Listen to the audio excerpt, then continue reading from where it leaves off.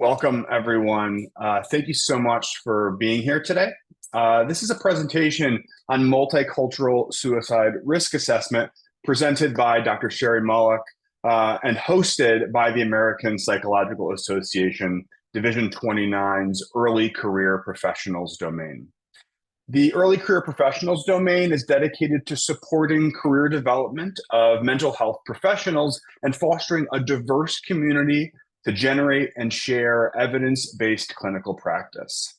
The APA is offering continuing education credits for registered attendees of this webinar who are also registered members of APA Division 29. Please refer to the invitation email for instructions for registering for the Division 29. In addition, we'd also like for attendees of today's webinar to complete a brief quiz, which will be linked during the meeting in the chat by Dr. Zach Elison. And with that, I also then just want to introduce our speaker today, Dr. Sherry Molock, who's an associate professor of clinical psychology at George Washington University in Washington, D.C. Dr. Molock's program of research focuses on better understanding risk and protective factors for suicidal thoughts and behaviors in African American adolescents and college students, focusing especially on cultural factors that play a role in suicide risk in these populations. Her published research has been cited extensively, over 3,000 times, according to Google Scholar. And Dr. Molock is also an ordained minister who studied the protective role of religiosity, and she has developed suicide prevention programs for youth in faith-based communities. So today's presentation will be focused on the assessment of suicide risk in minoritized groups using culturally attuned assessments. I also want to thank the Division 29 for hosting this, as well as the Division 29's Early Career Professionals domain for supporting this work that we hope will enhance the clinical training of a number of young professionals. Thank you so much for being here, Dr. Molock. I'll get those tones muted in the background, but if you'd like, you could share screen and get started. All right, thank you guys so much for inviting me. It's an honor to be here. And I'm going to go ahead and share my screen. I'm going to apologize in advance. I have my two furry babies in the room with me. They are typically quieter when they're in the room with me, but there's no guarantee of that. So if you hear barking, that's who that is on the background.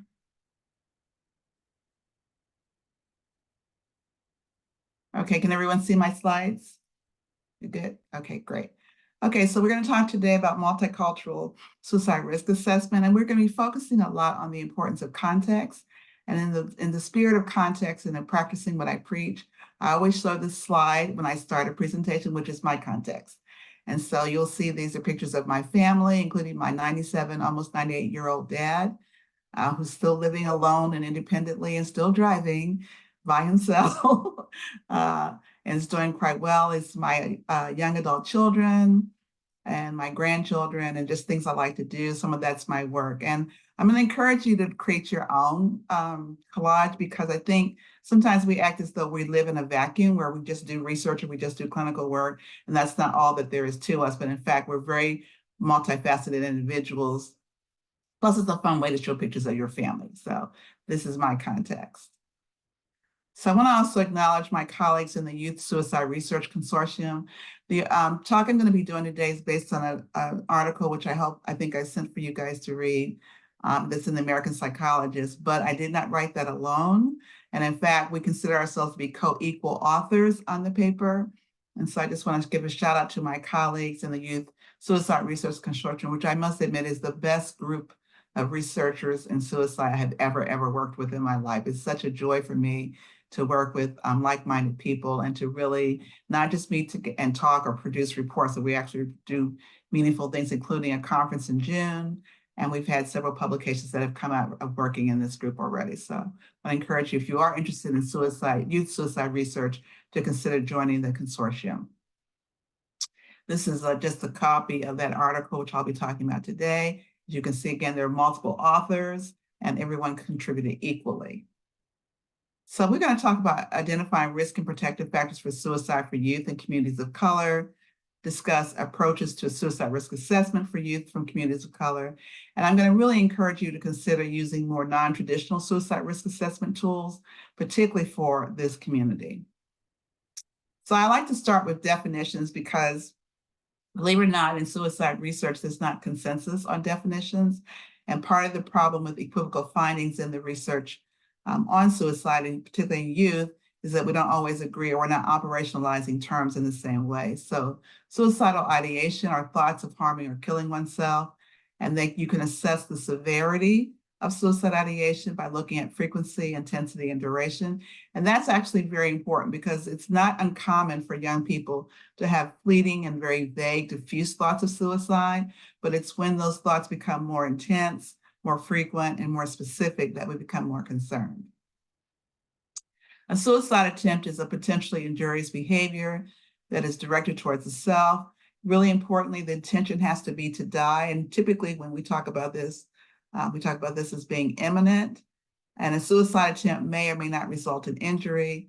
And then suicide is death caused by self-directed injurious behavior, where the intent was to die as a result of that behavior.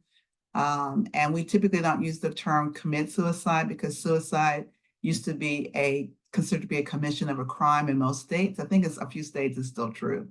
And so we don't want to infer that people who are caught in the throes of depression or other mental health challenges are committing a crime as well. There's already enough stigma associated. So we typically say things like suicide, die by suicide, suicide fatality, a fatal or fatal death, the words or the terms that we typically use. This is based on the YRBS data. The most recent one that's available is 2021. And there's lots of different indices about suicide. I just wanted to point out this one for youth, and you look at about 10% of youth tried to attempt suicide in the past year. A typical pattern that you see is that females are more likely to attempt than males, which is pretty common. I also want you to look at when you look at racial differences, that American Indian, Alaskan Natives have the highest attempt rate, followed by Black youth. The Black youth is significantly increasing. The other thing to notice about this, and this in part points to why we need to do suicide risk assessment with a cultural lens, is when you look at the data that says Black youth are feeling sad or depressed, the rates are actually lower in Black youth. It becomes much higher when you look at attempts. And so it lets us know that there's some issue with the way we're asking questions of Black youth about attempts or about suicidal thoughts and suicidal planning, because their rates are actually lower with that. And so oftentimes we say that Black youth underreport. I don't like that term because it implies that they're doing something wrong, as opposed to maybe we're not asking the right question. So we would say we're not capturing something with some of the risk factors earlier that occur or tend to be correlates of suicide attempts, particularly in Black youth.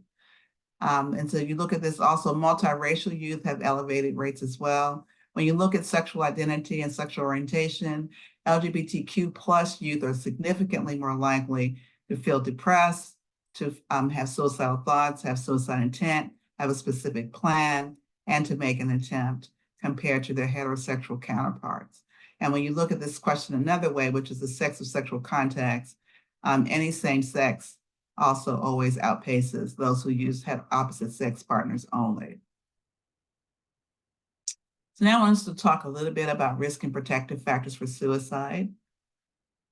So risk factors, I'm going to apologize in advance. I use the common denominator that you know nothing about this, and you might know a lot about this. So some of this may seem a little elementary to you, but I want to make sure we're all on the same page. And more importantly, that when we use these terms, we're talking about the same thing. So risk factors are characteristics that increase the likelihood that a person will develop a problematic behavior. Risk factors can change over time. Risk factors for suicide include family history of suicide, a history of depression or other mental health challenges. Unfortunately, particularly for youth of color, the school to prison pipeline is alive and well, and young people are at high risk for suicide attempts at every point that they interface with the system. So from the time kids are picked up to the times that they make an entree into the system, the time that they are adjudicated, if they go home in between being charged with a crime and having to go to trial. And trials the time it takes to go to trial can be 1 or 2 years. So if you think about, these are young people who are in limbo for that time period and not really sure of their future outcomes and where they're going to be, what the disposition for the case is going to be. Kids who have been multiple repeaters into the system sometimes lose family support along the way because family run out of goodwill. Sometimes they run out of resources. And so all of those things place these kids at risk. Having easy access to lethal means. We know that the number one cause or method that's used for youth, particularly males, is firearms. And the more lethal the mean, the more likely an attempt is going to lead to a death.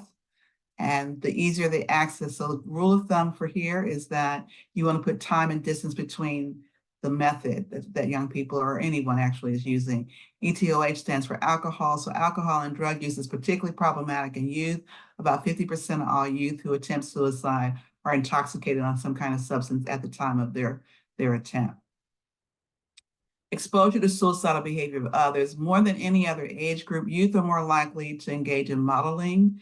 And so it's not uncommon to see clusters of suicide amongst youth, and particularly if the suicide attempts or deaths are romanticized or glamorized. And what we mean by that is when the media paints this picture as sort of a lost soul who's gone on to a better place, that kind of imagery can be dangerous. And for young people who are vulnerable, it can make suicide seem more appealing. So it's not that we are encouraging media not to talk about suicide, but not to talk about it in a way that romanticizes it. Residential mobility is important because the more stable your community and your involvement in it, the more likely you are to feel socially connected, and that reduces risk for suicide. As I said earlier, being a member of a sexual minority group is a risk factor. Stigma and any sort of loss. Protective factors are characteristics that help people adapt to different levels of hardship. And I think there's a lot of confusion, particularly in research, between promotive factors and protective factors. So promotive factors also help people adapt, but it's regardless of context. Protective factors always occur in the context of adversity. Protective factors can be grouped into 5 categories: strong family relationships, religious and spiritual engagement, which is the factor that I tend to focus the most with my research, along with community support, personal factors, which we all tend to focus on in our clinical work, particularly self-esteem, emotional well-being, and factors such as stable housing, income, and employment. So oftentimes when I talk about this, what I share is that if we could stabilize everyone's housing, have affordable living in terms of a livable wage, and could stabilize people's employment, and along with that, food security, a lot of the risk factors for suicide would dissipate. So I want to talk a little bit about the myth of John Henryism. And I want to talk about that because a lot of our clinical efforts and research efforts at the individual level tend to focus a lot on promoting resilience. And resilience obviously is a very important protective factor for suicide and other mental health challenges. But the problem with only focusing on resilience is you're only focusing on the individual and you're not addressing systemic issues. So Brody and colleagues found that African-American youth who are from high-risk, low SES backgrounds with high levels of social and academic competence, in other words, they were really resilient, when you follow those kids over time, as they mature into adulthood, and particularly middle adulthood, they have higher biological indicators for physiological stress. So they may be resilient and they may be functioning well, but there's a cost to that. And when they're older, they're more likely to be at risk for developing hypertension and diabetes. And so when we do our work, we can't just focus on making the person stronger. And I call that the challenge of promoting resilience, lilies versus dandelions. So if you know anything about flowers, and I love lilies, lilies are very beautiful, but they're also very sensitive, and they need to grow in the right light and have the right water and really enriched soil. And when we talk about resilience for young people, we really talk about dandelions. And you may have even heard of this metaphor, where we talk about, these are kids who can thrive in any environment, including busting through concrete. And the issue with that is, why should they have to? So yes, we want kids to be strong and sturdy and to be able to bounce back from lots of adversity, but why don't we also address the things that make their environments adverse in the first place? So continuing with protective factors, A lot of what those protective factors we talked about earlier have in common is they help people feel socially connected. And we really saw that where this mattered during the COVID-19 pandemic, right?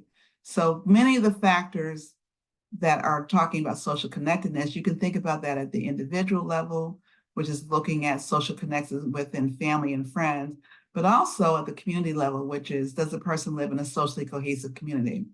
So I like to share the story that when I was growing up millions of years ago in Baltimore, I lived about within a 1.5, 2 mile radius of my entire extended family. And my mom's family, she was one of 14. And I had 6 aunts and 8 uncles. And so everyone knew me either through them or through my brother.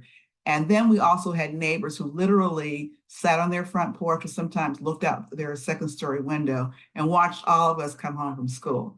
So that if something were going on in my community, there were almost like checkpoints every 3 or 4 houses of people who were watching out for you.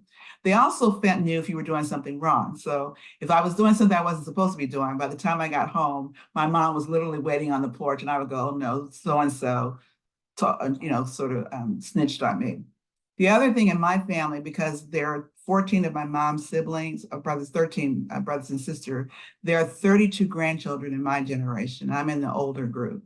And so the older kids always babysat the younger kids. And so I babysat from the age of 12 to about, till I went to college, 18, and never was I paid. So that was also a rule of thumb. You couldn't get paid because it's family. And literally, I have cousins who are in their 50s now who still look at me as this big cousin who's going to take care of things for them. So we had such a strong cohesive knit of community because there was always someone you could turn to. If you didn't feel comfortable turning to your parents, you could turn to aunts and uncles, you could turn to cousins. And so that's that social knit of fabric that's really, really important. The other concept that's really important is mattering. And mattering is something, particularly in faith communities, that is so rich. And it's people who notice when you're there, but they also notice when you're not there and they check up on you. People care about what you think, they care about what you say and how you feel about things. These are the groups of people who celebrate when things are going well for you, but they also lament with you when things are not going as well. And they rely and depend on you. And the degree to which you feel you don't matter is the degree to which you will feel marginalized. So now I want to talk about the use of existing suicide risk assessment measures on youth of color. Unfortunately, there's very little research on formal validation of existing evidence-based suicide risk assessment measures for youth of color. A lot of that is we tend to use tools that I'm not going to name any, but they're commonly used tools, for example, for depression. And because they are used a lot with African-American or Latino or Asian American or Native American youth, we assume that they're culturally valid without actually doing the research to actually demonstrate that. So just having large groups of youth from communities of color in a sample does not mean that the measure is validated. Establishing reliability and validity in assessment tools doesn't mean that they should function equally across racial ethnic groups. And we call that the problem of non-equivalence of measures. So I just want to give a couple examples. So one of the questions that people sometimes ask, I hope you don't ask this question, who's the better athlete, Simone Biles or Usain Bolt? And if you're like me, and I love track and field, all 3 of my kids did participate in track and field. And I love gymnastics just to watch it. So it seems like a ludicrous question, right? Because they're different athletes, requires different training, different skill sets. And so we do the same thing, though, when we conduct research in different cultures. We compare across cultures without recognizing that there are differences in language, norms, shared meanings, and values. And so that question may become difficult to answer when we're comparing people across different cultural communities. Similarly, who's the better athlete, Mark Spitz or Michael Phelps?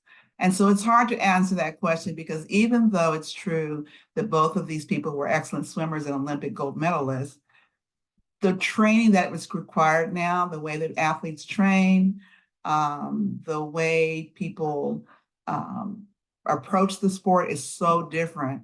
And these athletes are almost 3 decades apart. So it's really hard to do that. And so if you think about some of the concepts that we measure that we assume occur the same way over time, for example, would be exposure to racial discrimination and prejudice.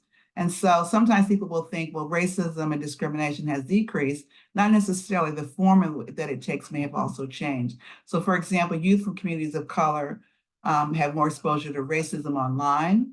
Is that reflected in our risk assessment questions?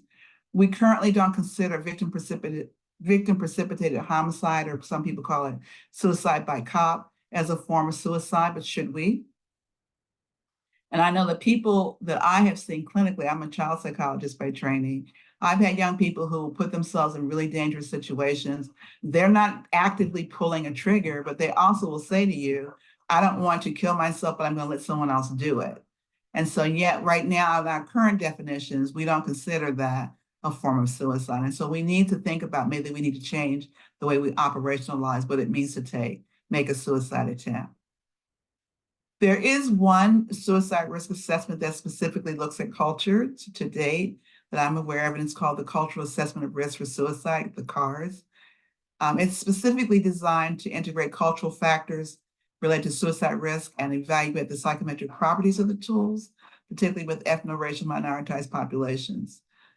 So it has captured culturally salient factors, including cultural acceptability of suicide, verbal and nonverbal expressions of suicidal thoughts and behaviors, social identity stressors, and the alienation or conflict. So this measure is really wonderful. There's a new shortened version that has only 14 items on it, but it has not been widely used or tested with minority youth. So now we're going to talk about the consideration of non-traditional factors in suicide risk assessment and youth from communities of color. So most of you probably have seen a chart like this. This is a sociocultural or ecological model that's used by a lot of people who do community-based participatory research. But it looks at, when you do your risk assessment, you can look at it at different levels. At the individual level, which is what we typically do. We can look at the interpersonal level, which is family, friends, and social networks, looking at institutional levels, community levels, and then policy. And the challenge I'm going to bring to you today is, do you do risk assessment at these multiple levels? And to see what difference it makes. And secondly, when you're doing risk assessment, are you only assessing risk, or are you also assessing protective factors? Because in trying to address someone's suicidal behavior and thoughts, we want to decrease risk factors, but we also want to use protective factors as a mechanism for intervention. So this is from the article in the American Psychologist. This is us looking at or making suggestions about doing suicide risk assessment at the societal level, the institutional level, neighborhood context, and the family context. We don't have time to go over all of these in detail. I just want to talk about a few of them. And please feel free to put questions in the chat, and we'll have some time for questions as well at the end. So at the societal level, we can look at stigma, and stigma may be self-stigma or courtesy stigma. Courtesy stigma is what happens when stigma is extended to people who are close to you. So it's kind of that old adage, what goes on in our family stays in our family. So the stigma then associates with the family members. And so it puts a strong emphasis on not sharing information about mental health challenges. So youth may find self-disclosure and help-seeking challenging because of self-stigma.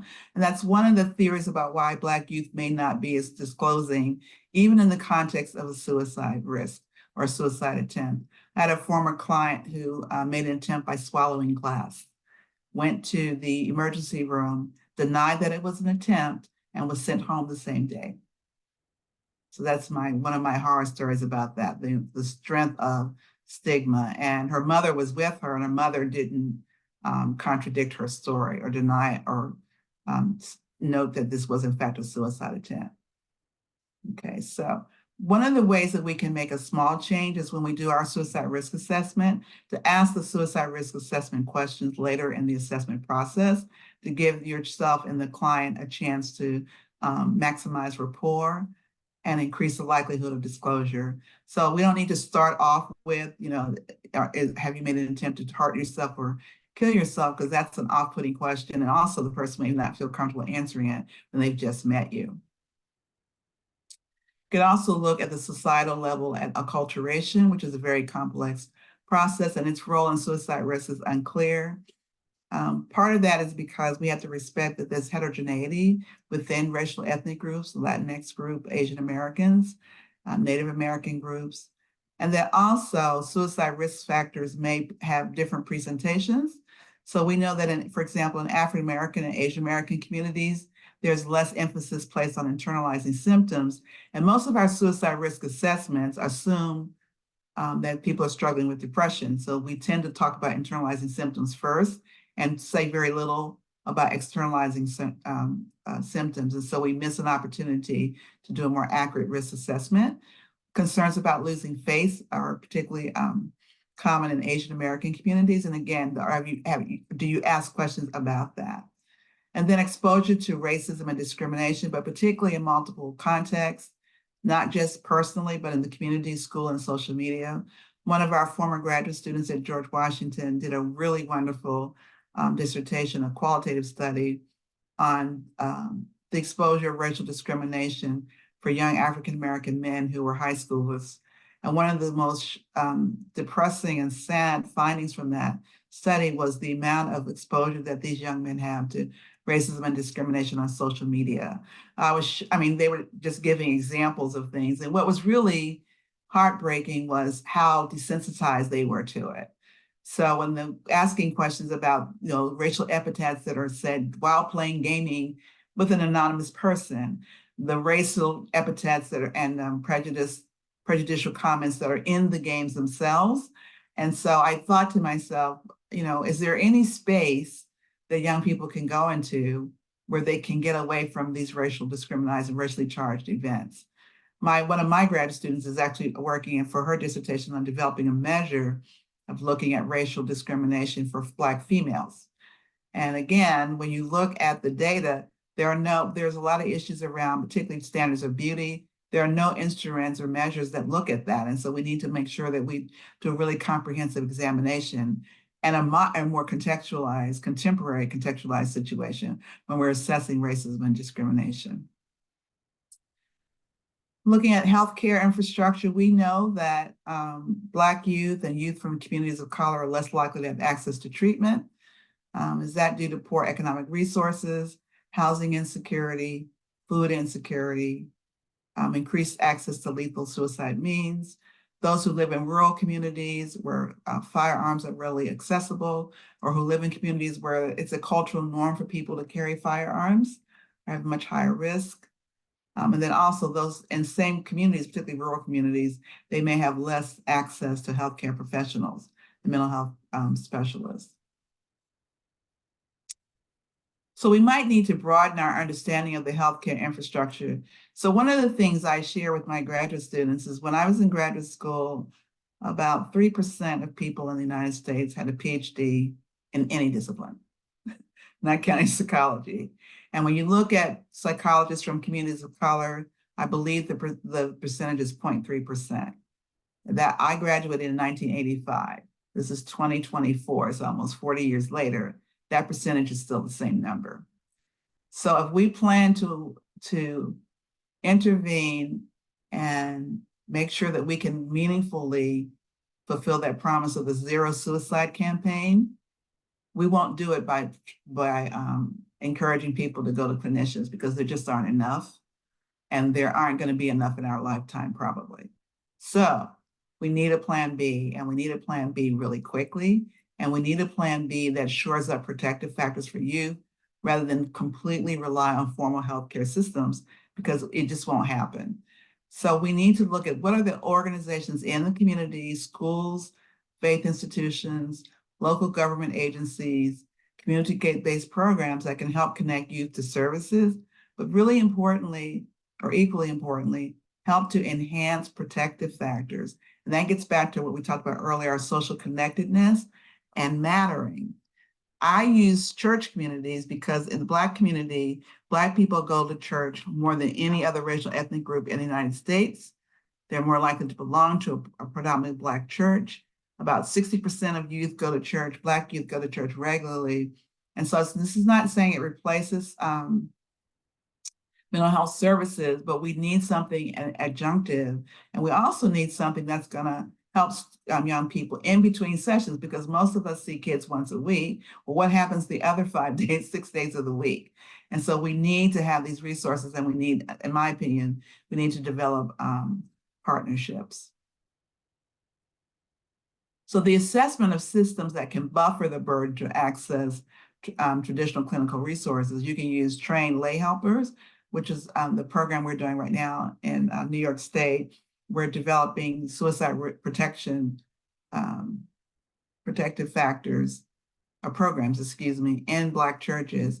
And part of that is we're using church members who are trained helpers, who are adults who normally interact with kids, and they're being trained to enhance protective factors for these youth. You can train the trainer programs.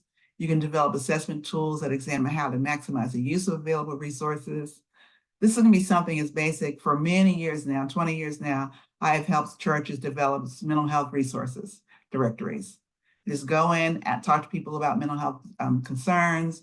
What are the major concerns that they're having? Where are they located? You can get undergraduates or even high school students to do this for community service hours. What are the major carriers or providers or clinics in that area? Develop a resource directory, update it once a month. I know I'm making it sound simple, but it is that simple. And so particularly involving high school students who are very good at accessing different medium to look up these resources. This assessment of continuity of care is particularly important when particularly kids who are going to the ER, or the ED, or who are in an inpatient facility. What's the step down care once they are returned to the community?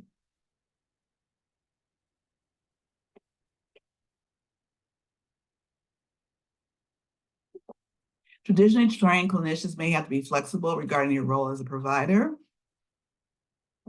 In our doctoral program, when students do their comprehensive exams, they do comprehensive exams in assessment, and they do a comprehensive exam in therapy. And in both of those exams, they have to do an ecological study of the client. So they're not, part of their competency has to be, what's the sociocultural context for this client? Given that context, what resources are available? One of the things we're focusing on is don't make recommendations for services that don't exist in their community.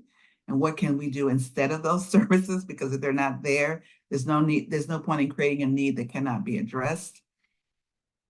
You may have to run suicide prevention programs. You need to develop partnerships with community leaders.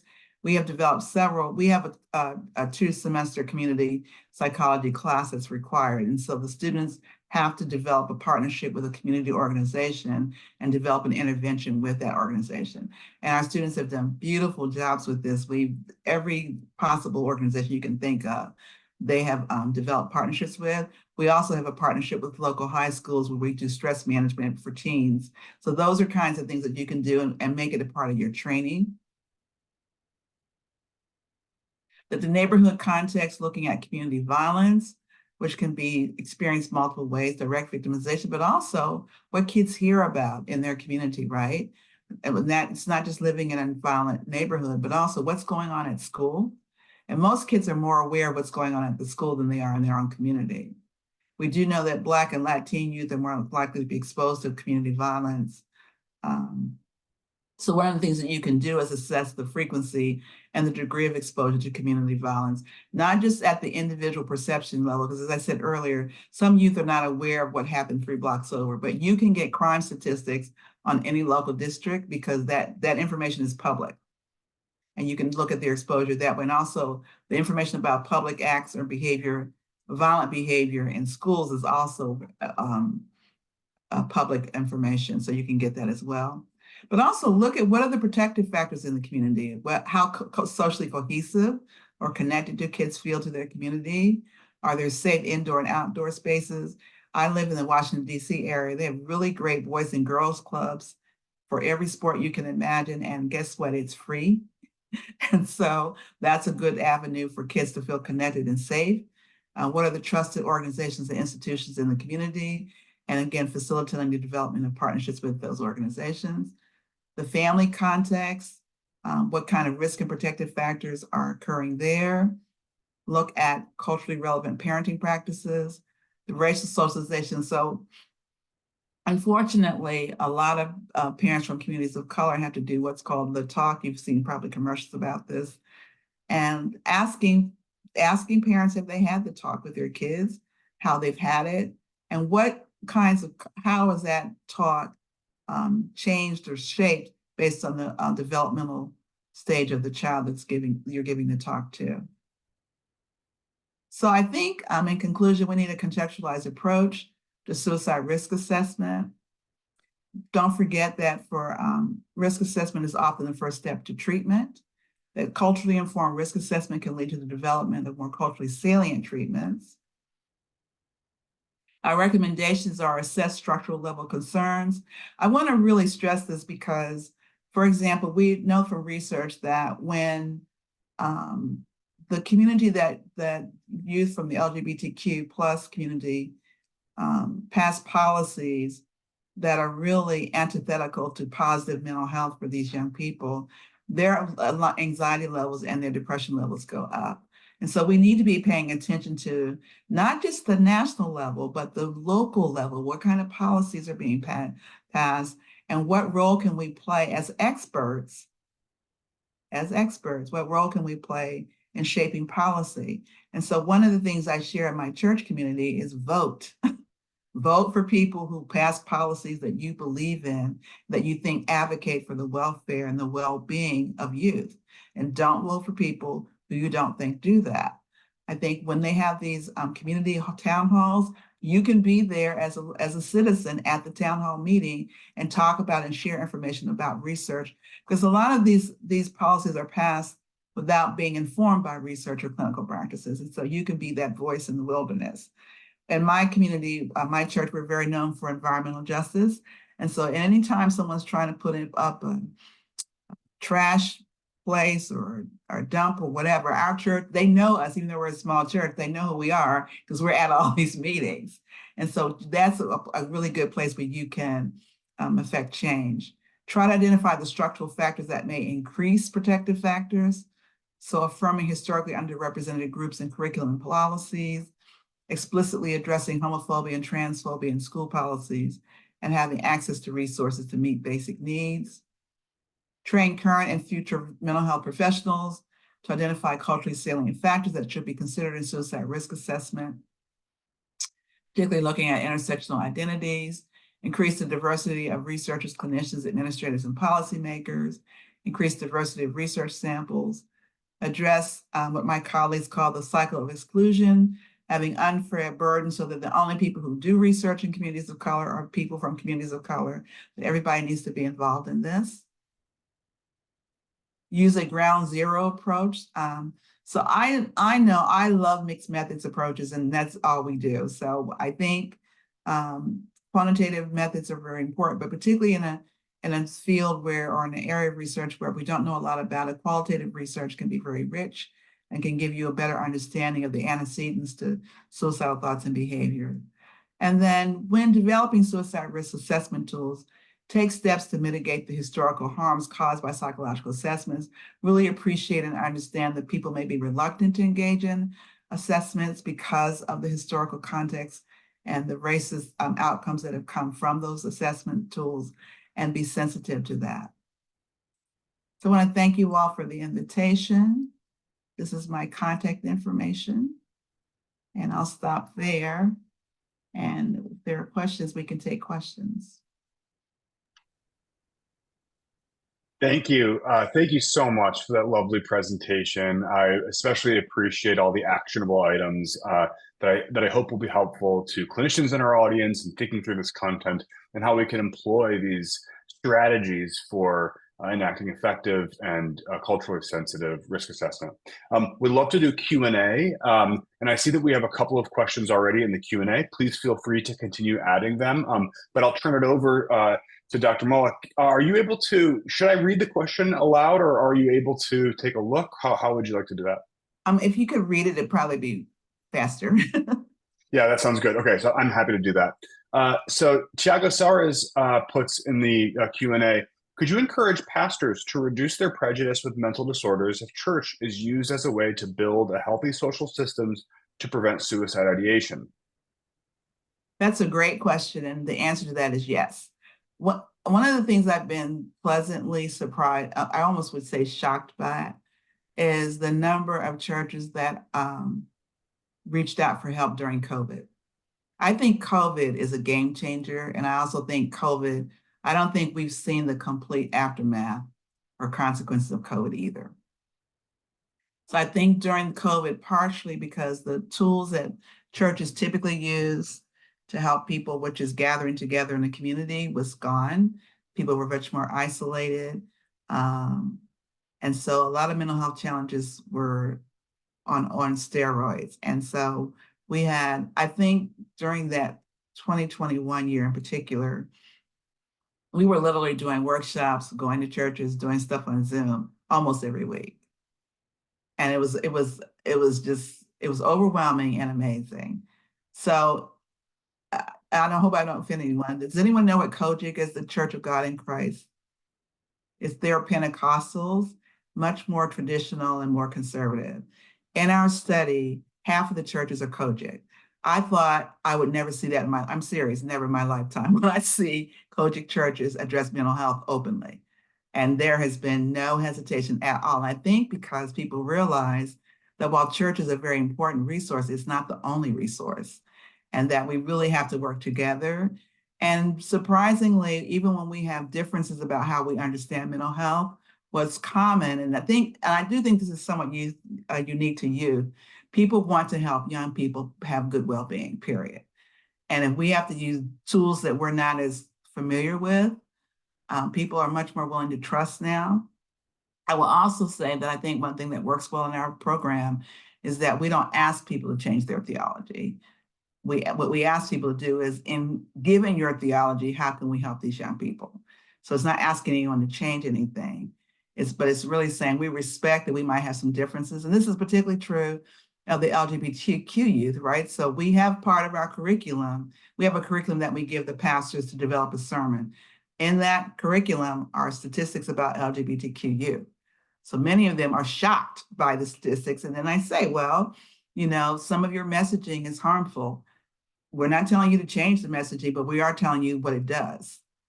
And so it's up to you to decide what to do about that, or to put it in the sermon or not put it in the sermon. But we are sharing, we're not gonna sugarcoat that, and we're not gonna not tell the truth about it either. The other thing, there are churches that are open and affirming, which are gay affirming. My church is one of those churches. But interestingly, so far, none of the open and affirming churches have participated. That doesn't mean they won't, but it's been the more traditional churches, and it may be that those churches are seeing more difficulties with youth or more concern. I'm not sure what that is about, but it is definitely the more conservative churches that are participating in the study. And we're trying to sort through that. I'm sorry?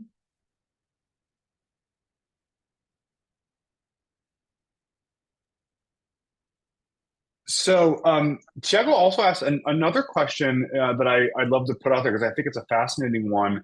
Asking if you could talk a little bit more about how social media plays a role in suicidal thoughts and what the role of risk assessment might be in the context of suicide risk that may be related to social media. That's a great question too. So there's a couple of issues there. One is for a while now, we've been concerned that social media could lend itself to clustering. Because kids who are advocating suicide, and particularly kids who put specific details about the way to complete a suicide, always worries us. The major social media platforms, Instagram, Facebook, Snapchat, do have monitors who monitor the chats. And if they feel that the chat is encouraging suicidal behavior, they have mechanisms to intervene with that. Some of that comes out of the work by the National Action Alliance for Suicide Prevention. So that part is really cool.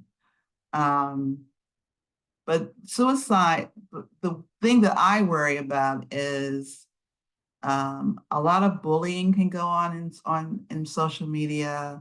A lot of racism, discrimination, transphobia, homophobia can also occur on these platforms.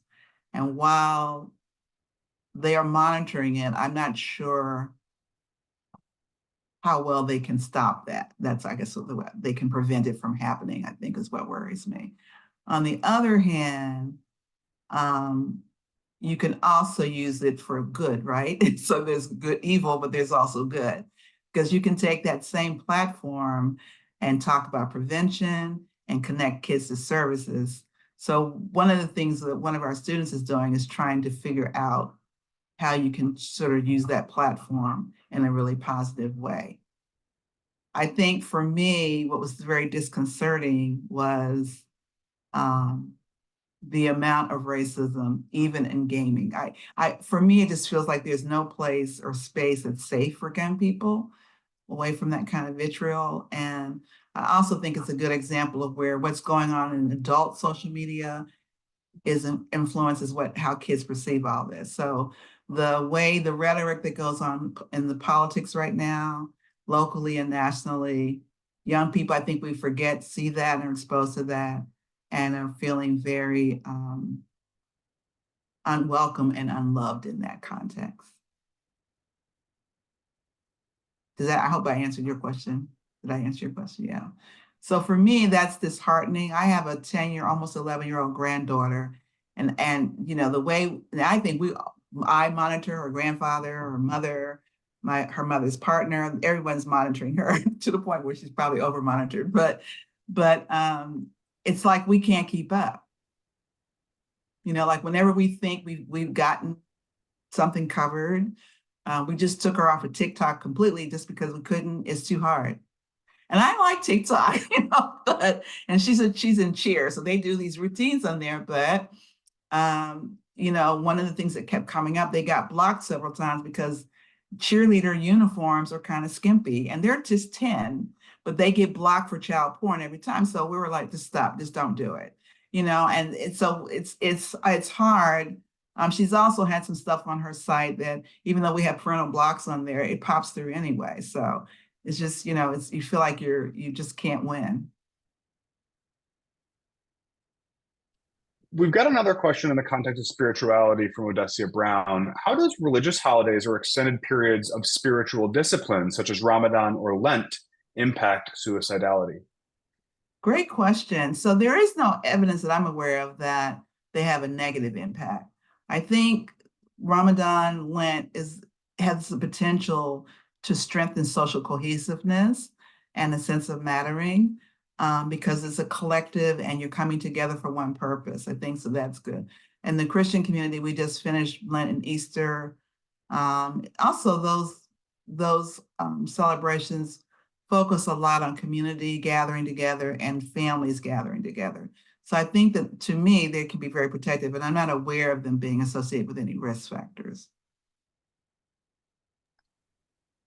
Lillian Comas Diaz asks next, have you considered approaching a famous person of color or celebrity who has a history of depression or suicide as a spokesperson for suicide prevention?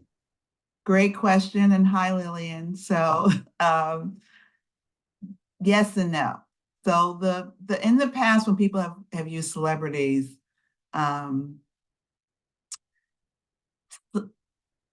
it's hard to, how can I put this?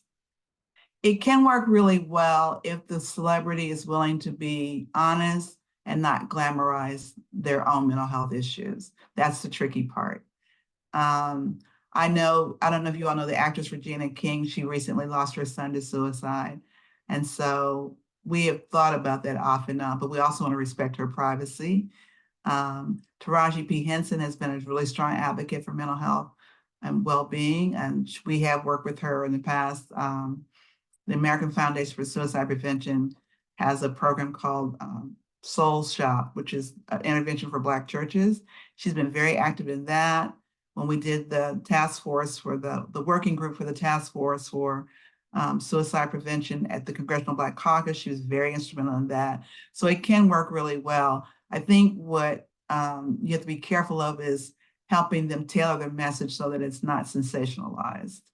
And it's really talking more about protective factors and also positive messaging about help seeking. So I'm not even going to tell you who this was, but I've worked with famous church people who have, even though we've talked in advance before the talk or the show or whatever we're doing about making sure we promote mental health and mental health care, that people get up and say, you don't need that if you just pray to Jesus, you got it. And you're just looking at it going, what happened to that, all those meetings we had? And I think sometimes people get caught up in the moment. I've also seen this with the military, right? Where we talk about the importance of not being punitive if people disclose that they're having mental health challenges. And then a general will get up and say something that undoes all of that. So I think celebrities and people who are influential can be good, but I think it's also important that you work closely together about messaging. Ailsa Robertson asked, can you elaborate more about partnerships with schools? Does that involve a school counselor or outside volunteers / experts? So I've seen it done a couple of ways. In a lot of school districts, particularly in urban settings, you're going to have to unfortunately go top down. So you need to go to the superintendent of schools and get agreement to work with schools. I think schools work really well because if you think about it, school is a relatively closed system. You can get everyone to do the same thing at the same time. You can also get a really good diffusion of your messaging, and you're in a position of strengthening cultural norms and values about help seeking. So there's an evidence-based program called Sources of Strength. They do that in schools. A component of our program is called Youth Connect. They are also doing that in schools. And those programs work really well. I think the hardest thing about working in schools, to be honest with you, is entree into the school. But I think if you have a good relationship and you can get into the school system, I think it's yes, I think partnering with schools is great. I think for communities of color, the reason why we go to faith communities and not schools is part of the reality is for students from communities of color tend to get negative evaluations in school, and there's more concern around stigma. So we're not saying that schools are not good, but we're saying, I think in suicide prevention research in general, we have to get over there's going to be one solution to this. I think it's going to take multiple approaches. For some kids, schools is going to be great, but for some kids, and also parents, they don't trust school systems. And so we started doing churches because Black parents were saying, if my child participates in this program, like who knows about this? And what does this mean for future references? Or is my child going to be evaluated in a negative light? And they've already had experience with that. So they don't trust the school system, whereas they do trust their faith community. And also faith communities, there's no evaluative component, right? You don't go to church to be graded on something. You just go to church or mosque or temple because you're going. Well, thank you, Dr. Molock. This was a wonderful presentation. I thought the Q&A was excellent. I appreciate all of the thoughtful questions. I'm sorry we couldn't get to all the others. We appreciate your participation, for joining us. We hope that you'll consider joining APA Division 29. We'd like to let you know that if you're interested in continuing education credits, that Dr. Ellison has posted a link for the quiz in the chat. Please also know that a video recording of this presentation will be posted to the APA Division 29 website that can be shared with others. Thank you all. I appreciate your attendance here. This is an incredibly important topic, and I just want to one last time thank Dr. Molock for such a wonderful and engaging presentation. Thank you so much for inviting me. Take care and enjoy your weekend.